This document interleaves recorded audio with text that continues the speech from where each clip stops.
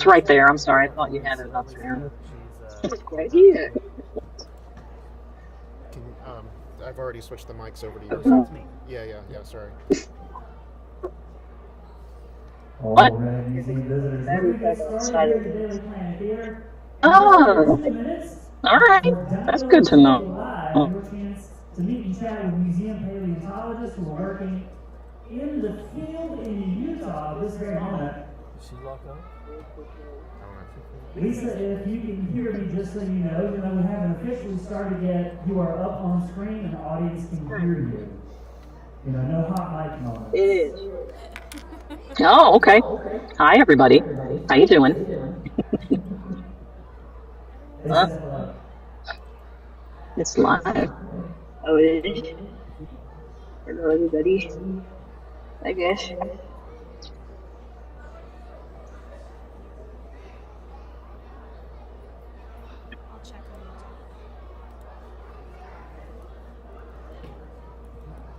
Hello, everybody. Okay. Everything's.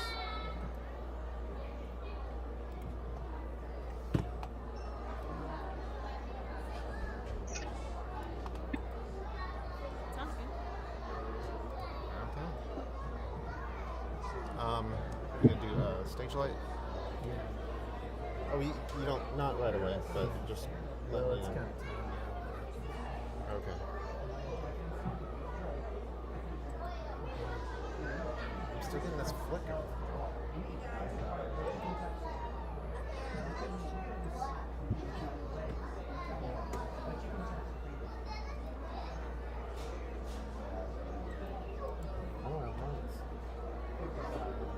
Lights. I can hear you on the live. What? I can hear Brent on the live right now. You might have to switch your mic in. I did.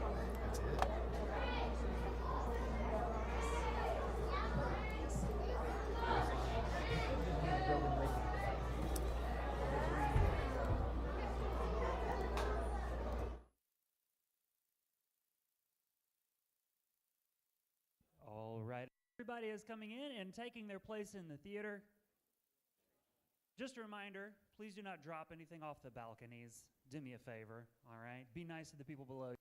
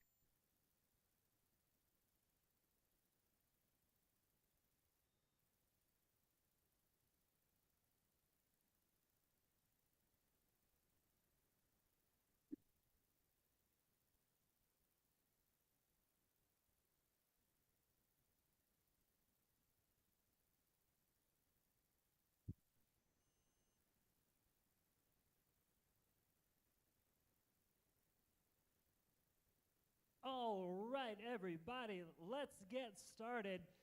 Good afternoon, folks. Welcome to Carolina Museum of Natural Sciences, and welcome to the SCCU Daily Planet Theater for Dino Dig Live. This is a special presentation we offer out of the museum where we have the chance to connect with museum dinosaur experts who are this very minute out west digging up dinosaurs. Let me introduce to you today's special guest. Well, I mean, everybody can already see, but today with us we have the museum's operations manager for paleontology, Lisa Herzog. Everybody say hi, Lisa. I don't know if you could hear what they said. Hi, everybody. I can't hear that honestly, but hi, everybody. How you doing today? Said they're doing great. For everybody, my microphone I think is the one that lets you know, so I'll try to coordinate everything. Lisa, how are you doing? How are things out there out west? Where are you at? What's going on? So far, things are going pretty well. I just got here. I've been here for about 3 days, picking up where the last crew left off, and things are going fairly well. I guess we're having much better weather than they did. It's been fairly calm, not a lot of wind, um, which sometimes we can get windstorms out here. And it's been sunny, no rain. It's not too hot. It is hot, but it's bearable for Bearable. now. Well, I'm happy for you Yeah, then. You've got bearable working weather. That's great. yeah. Where are you in the United States? So this particular dig is in Utah. We're in Emery County, Utah. There's not really any towns nearby, but it's about 2.5 to 3 hours southeast of Salt Lake City. We're out And in the desert.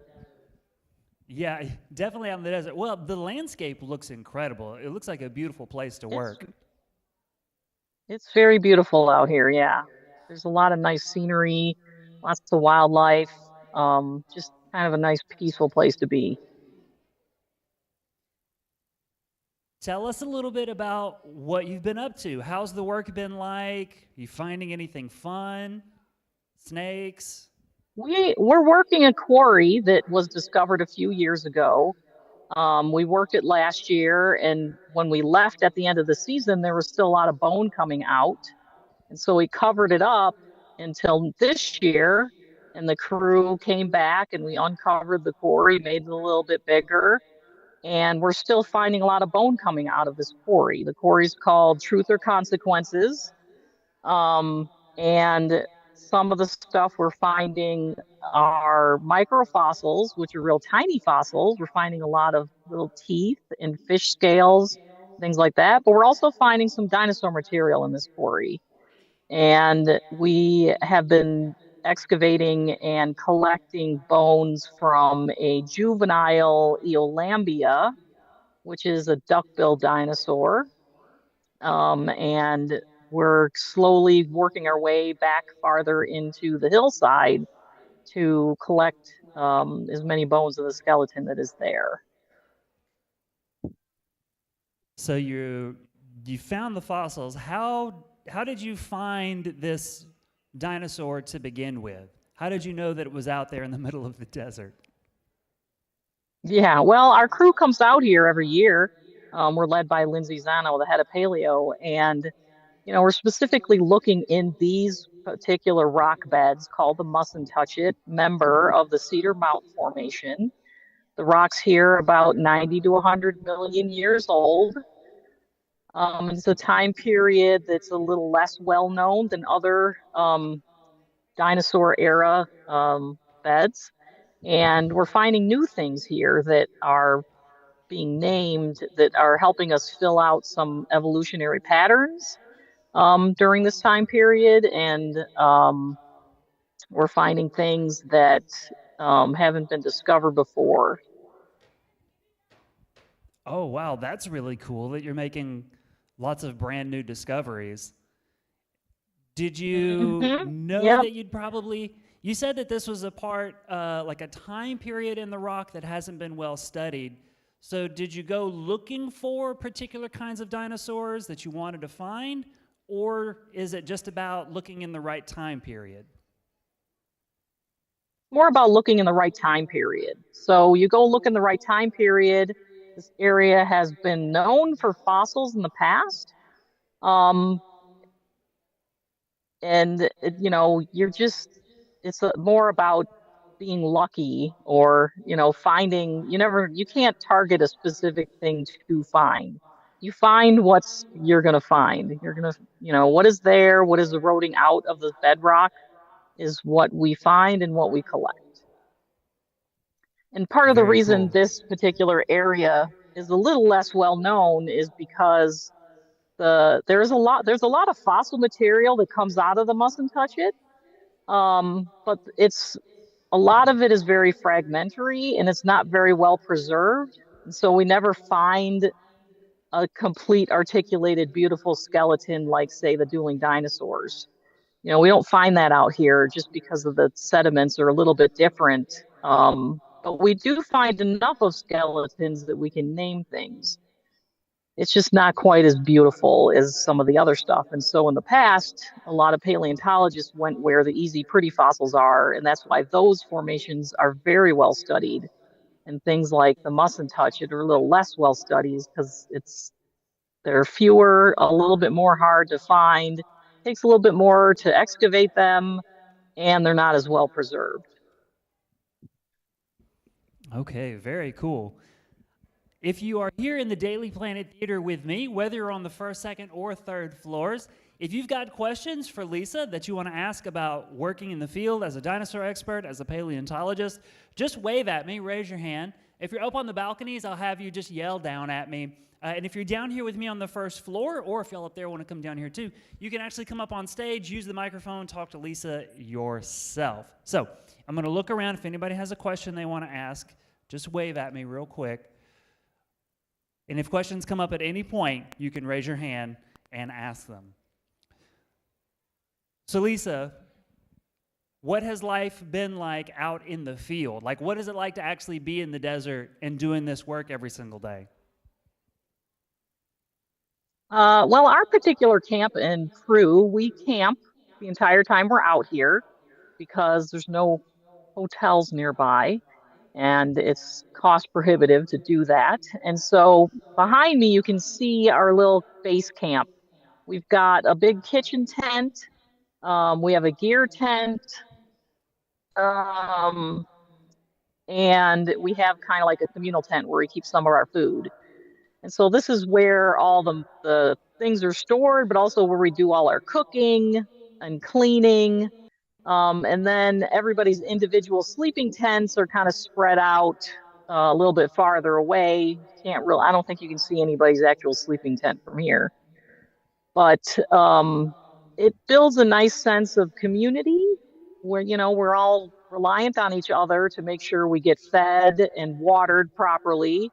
Because we're out in the desert, water's kind of an issue. There's no running water here. So um, it's a lot of drinking and staying hydrated and watching out for your fellow diggers, make sure everybody's doing well.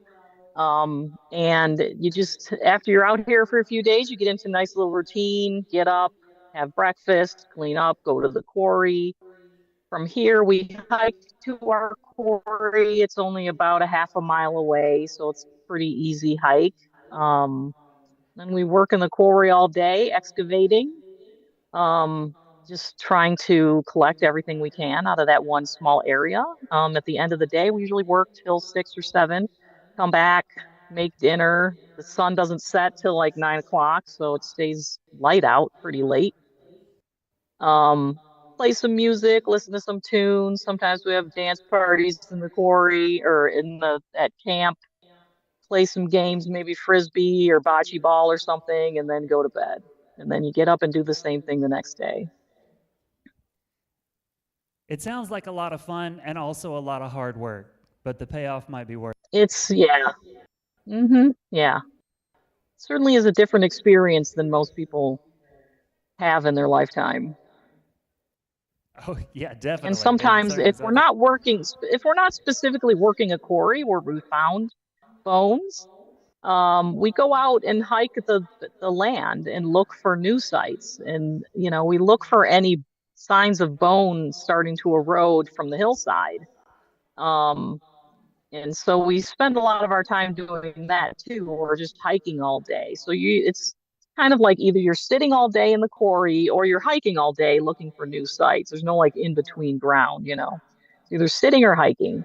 And the hiking can be tough, but it's also really beautiful out here, and it's really exciting when you find something new. When you find a new site or you find something big that's coming out of the ground.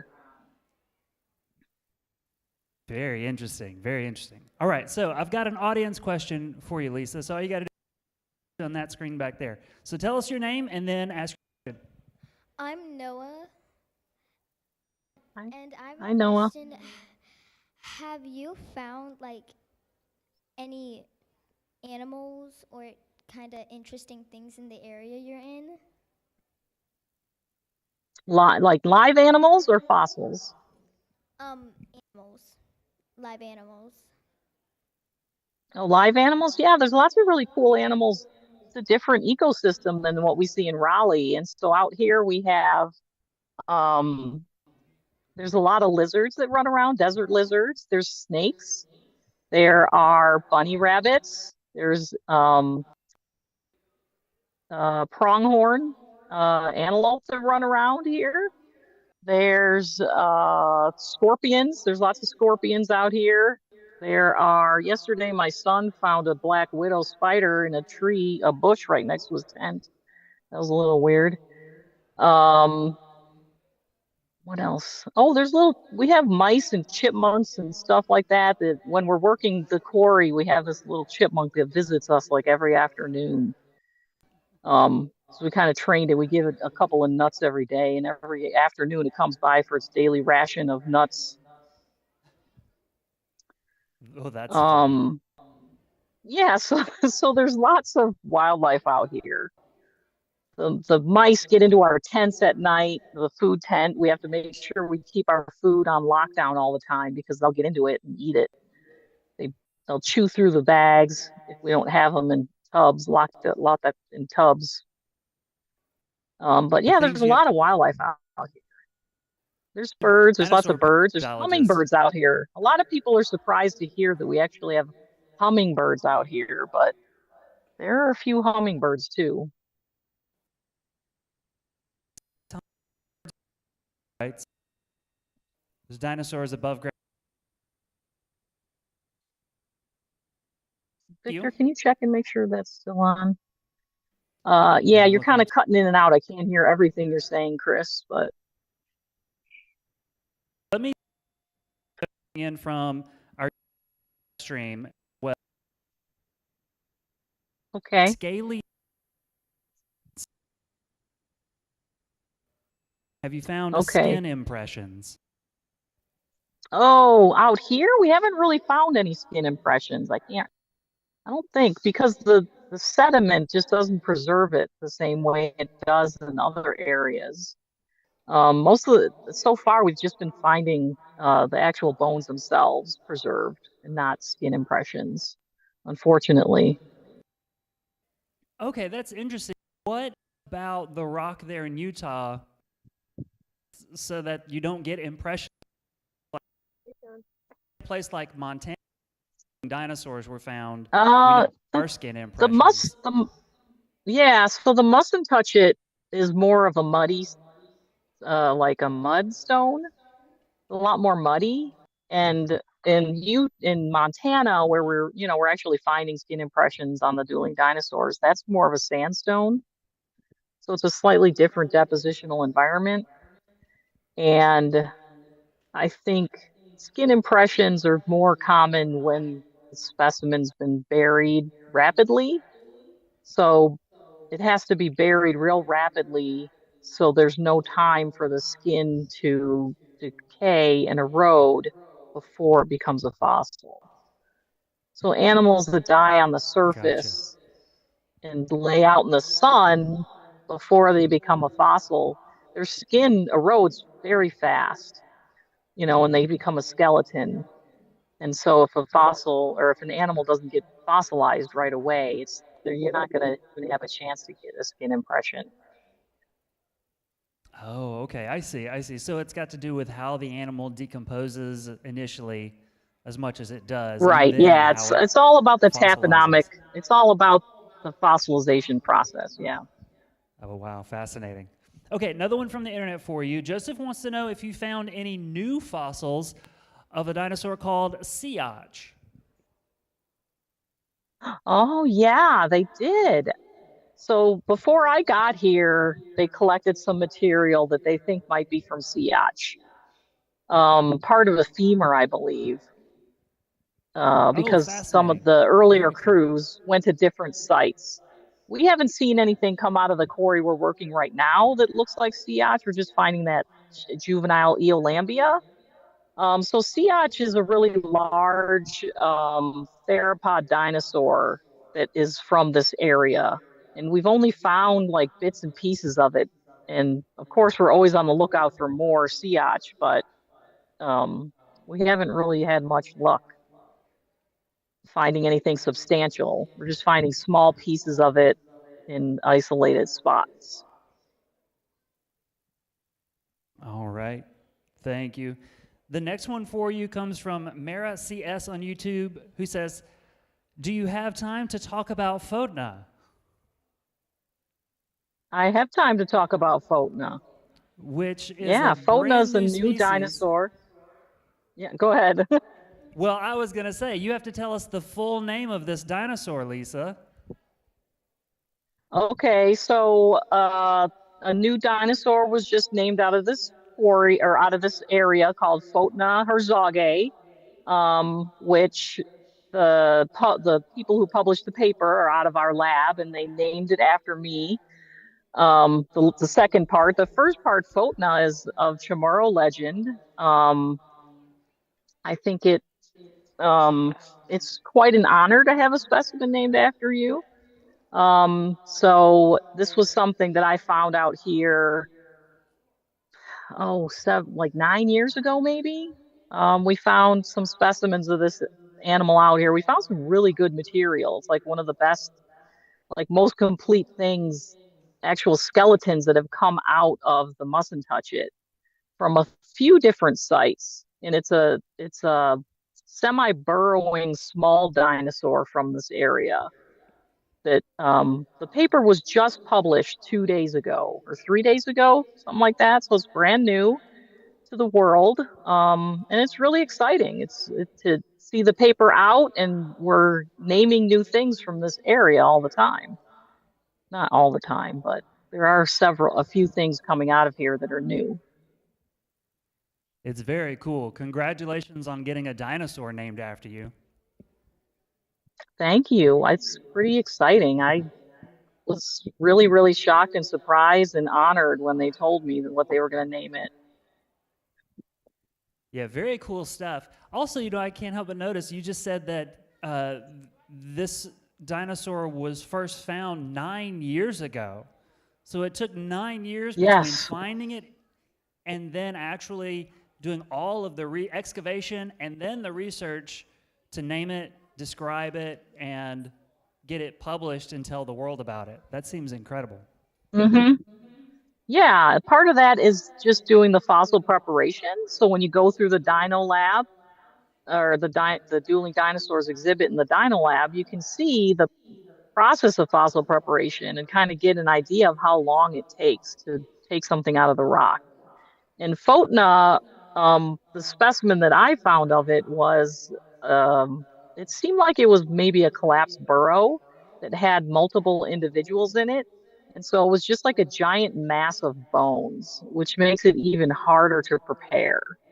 And so Haviv Avrahami has been working on this for his PhD dissertation for the past few years, um, and trying to sort out what all those individual bones are. And then we found another specimen of it that also needed to be prepared.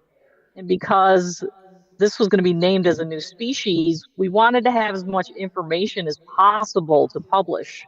So it'll be a complete description of the skeleton before the publication came out. And so that's why it took a little extra time, because the paper actually has a lot of figures in it of all the elements of the skeleton. which will help down in the future when other people want to study this type of animal, um, to have all the information possible in the one publication.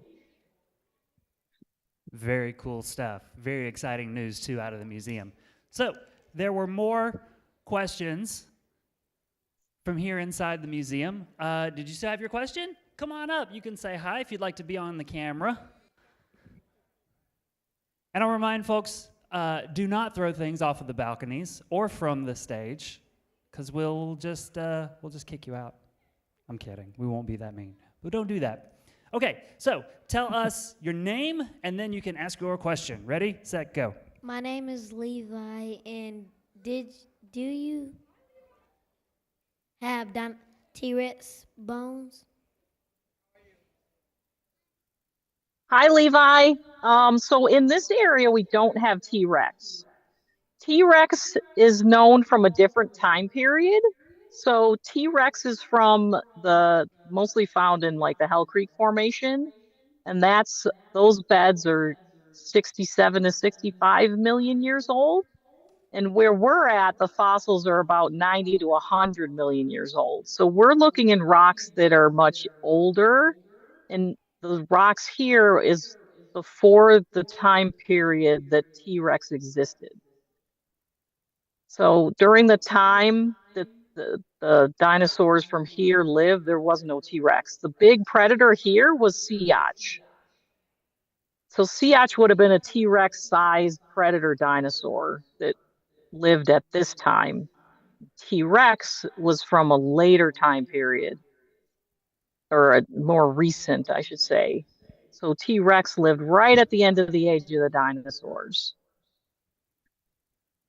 Excellent question. Thank you, Levi. If you're up on the balconies and you have questions too, just wave down at me, and then we can call on you. Like I see one right there. What's your question?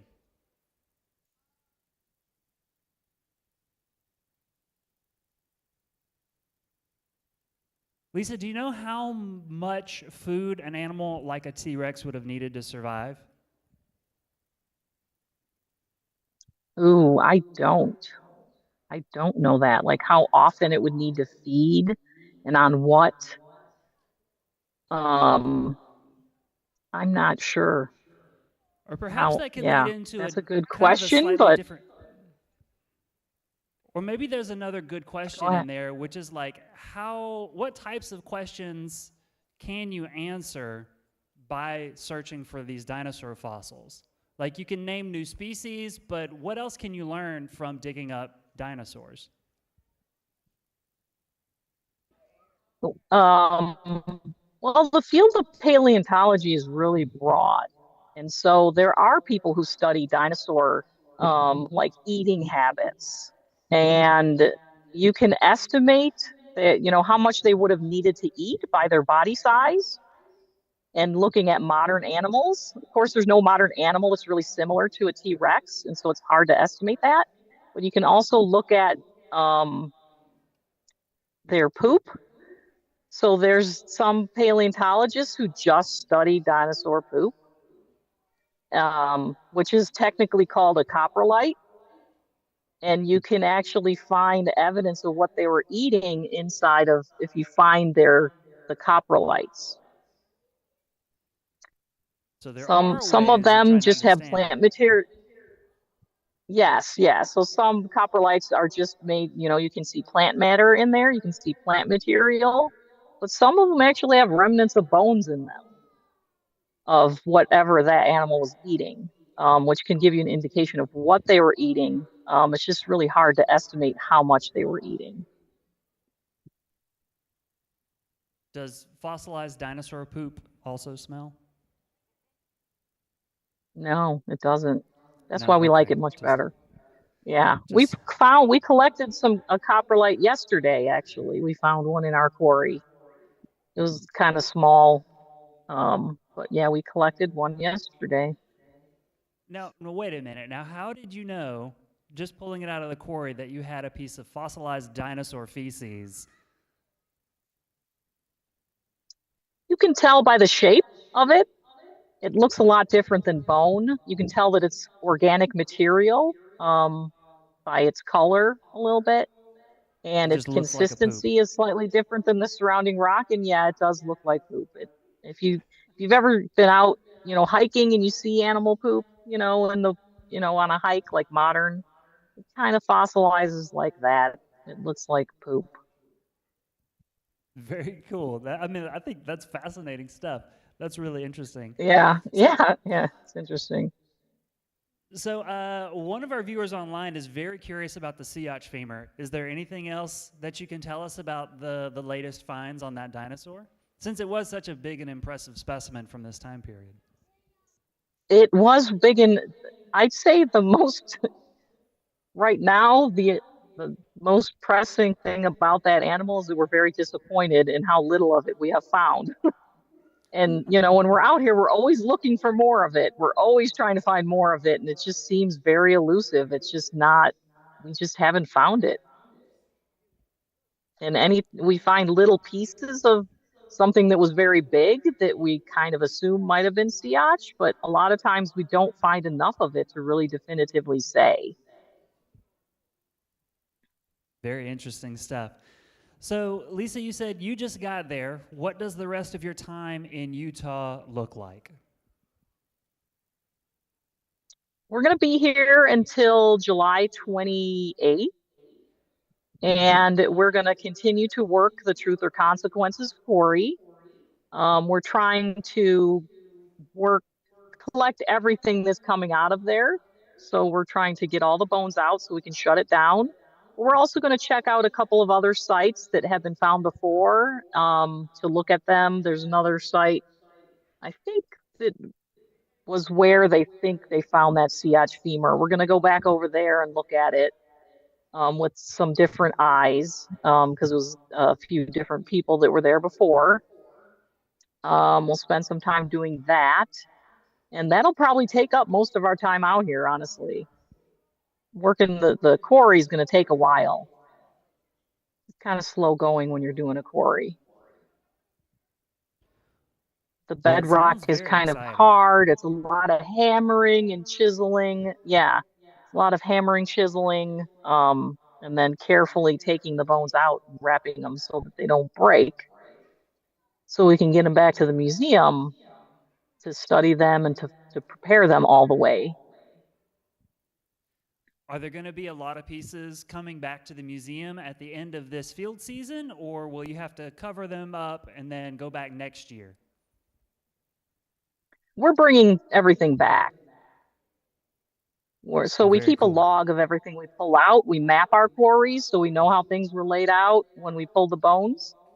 And so each one that comes out gets a specimen number. We just keep them sequentially. And I think we're at 160 right now, just from that one quarry. Oh, wow. That's a lot. Sounds like And a we've lot. we've worked, it's a lot. Yeah. And I will definitely be over 200 by the time we're done with this quarry. Yeah, so it's a lot to sort through when we get back, to determine what's the highest priority, and try and get people that can help us work on it. All right. Last chance. Anybody in the room have one more question? Did you have a question down here? Okay, come on up and say hi. You'll have the last question of our show. Tell us your name, and then Lisa's on that camera back there, and then ask your question. My name is King. How many bones have y'all found? How many bones? Hi, Keen. First of all, how you doing? Nice to see you today. Um, how many bones? Like this field season, we found. I mean, I don't know how many total. Sometimes a number will have more than one bone in a field jacket, but we've found definitely over 200 different things that we've logged. And those are individual bones. Some of them are isolated teeth. Some of them are fragments. Some of them are microfossils, so real tiny, small stuff. We have a pretty big variety of things, but a lot of them are part of that Eolambia, that we're working on from the main quarry here right now. That work for you? Sound good? 200, more than 200. Very impressive. All right, well, Lisa, we will let you get back to your dinosaur hunting. Thanks for calling in and taking the time to share an thank you. update with us. You're welcome. It's good to see you guys. Everybody see stop you by the too. Dino Lab. Everybody, make sure you take the opportunity to swing by Dueling Dinosaurs, step inside the SCCU Dino Lab, take a look at what it looks like once the fossils make it back to Raleigh, North Carolina. The process of uncovering them, finishing the preparation, and doing the science and research. You can engage with all of that inside Dueling Dinosaurs and see a couple of the coolest fossils in the world, our Tyrannosaur and Triceratops. So everybody, wave bye to Lisa. We're going to let her go. And everybody, thanks for tuning in to today's program. Thanks for being here at the Museum of Natural Sciences or online on our YouTube channel. We will be back here again with another update from the field from our paleontology team next Saturday. So a week from tomorrow, that is. You can tune in at youtube.com/NC Natural Sciences. You can watch online, or hey, come back to the museum and join our program live just like today. Thanks, everybody, for participating, and I hope we'll see you again real soon. Bye, everybody. Bye, everybody.